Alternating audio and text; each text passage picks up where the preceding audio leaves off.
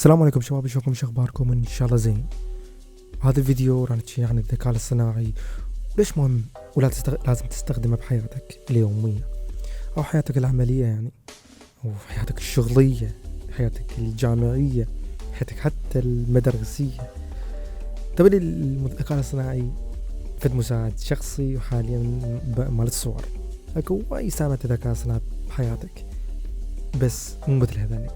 مثل نزلن الخدمتين، هاي الخدمتين اللي نزلن من شركة اوبن اي اي. طبعا هذين الشركتين يتعاقدان ويا موقع مايكروسوفت، وحاليا هذا المساعد الشخصي راح يندمج مباشرة ويا البينج. اللي ما يعرف شنو البينج هو ثاني اكبر متصفح بالعالم. طبعا المساعد الشخصي هذا، شو الفرق بين مساعد شخصي بالموبايل؟ ليش استخدم المساعد الشخصي هذا؟ طبعا المساعد الشخصي ذكي كلش، وعبارة جاي تحكي ويا الشخص حقيقي، تقدر يجاوبك على أسئلتك، ينفذ طلباتك وكل شيء تريده. يعني انت تدخل على الموقع، طبعا يقول لك سجل، لا تسجل بس من هنا، يعني دخل ايميلك وتجيك رسالة على الايميل بالسوالف، او لا تسجل بالمايكروسوفت، تحط لي جوجل ما يشتغل، سجل بحساب مايكروسوفت، دخل ايميلك هنا وراح تجيك رسالة عليه وتسوي حساب. يعني شغلة مو صعبة كلش. فحاليا نجي نسجل بالحساب، نسجل يعني بالخدمة. هسه قدامك اسجلها بالخدمة، يطلع لك المتصفح هيك، ومرات يقول لك انه الخدمة متروسة خاصة بأوقات الذروة. طبعا اضافوا شغلة جديدة اللي لازم اذا تدفع فلوس لهم راح يعطيك يعني استخدام طول اليوم، حتى لو كان متروس الناس يعني هو يبي، وردود اسرع، والميزات الجديدة تنزل لك اسرع.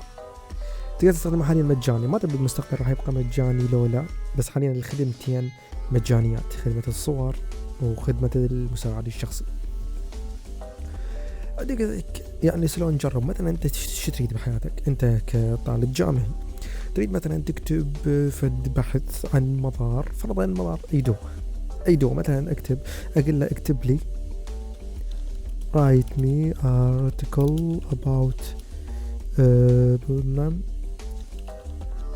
انسولين، تكتب انسولين injection، ما عليكم بالاملاء، injection side effects. انا كتبت علامة استفهام، مو مالك علاقة بالعلامة استفهام. طلبت حاليا يكتب لي مقالة عن عن المضار الجانبية للانسولين، اجراءات الانسولين طبعا يعني، وراح يكتب لك مضار كاملة عن المضار مال الانسولين.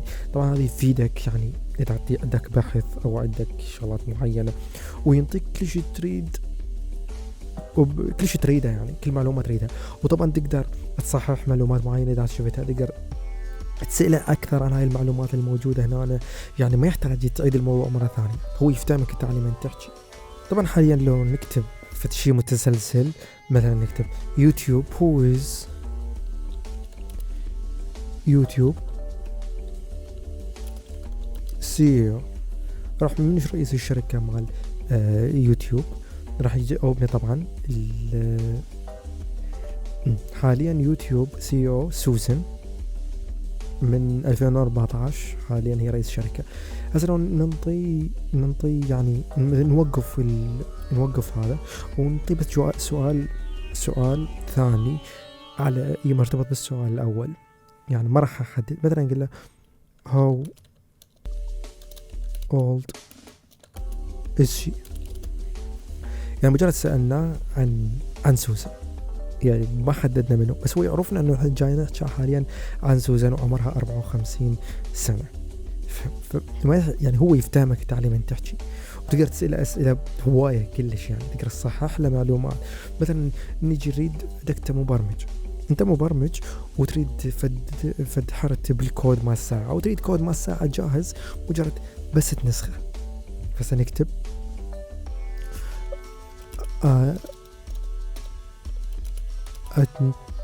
clock code بأي لغة تريدها، الله نكتب ان سي بلس بلس، راح يكتب لي كود مال ساعة بالسي بلس بلس. حاليا راح تنقل الكود كامل وتقدر تطبع الكود، تنسخ الكود وتخليه بالبرنامج مال البرمجة، مثلا يوتيوب ستوديو او مال ويندوز كذا، فقدامك تشوف انت فيك يسهل لك حياتك.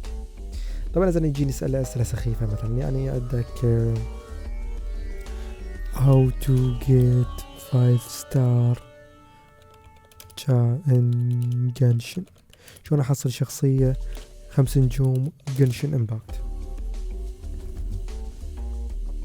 حاليا تقدر تحصل على شخصية Impact. اول خطوة يعني تسوي شات وتحصل على شخصيات وأسلحة تلعب الأحداث وهاي السوالف الثانية، وتركز على البنرات اللي بيها شخصيات معينة، تحفظ البرايمو جيمز ومدري شنو كذا السوالف حتى تحصل شخصيات. المهم بس ما اريد نكمل وما اريد يعني نركز هذا الموضوع، بس هو يشرح لك انه شلون تقدر تحصل على شخصية 5 نجوم. هو يعني الموضوع ما له علاقة بالموضوع الأول، فيجاوبك على كل شيء تريده مهما كان صعب. هسه احنا حاليا نلغي الستوب جنريتنج، نلغي طبعا. مثلا عندنا في شيء ثاني بدأ تردون بالكم تبحث، هذا خلي لكم اياه لكم طبعا يعني تبحثون. هسه نجي للموقع الثاني من نفس الشركة، من شركة اوبن اي اي.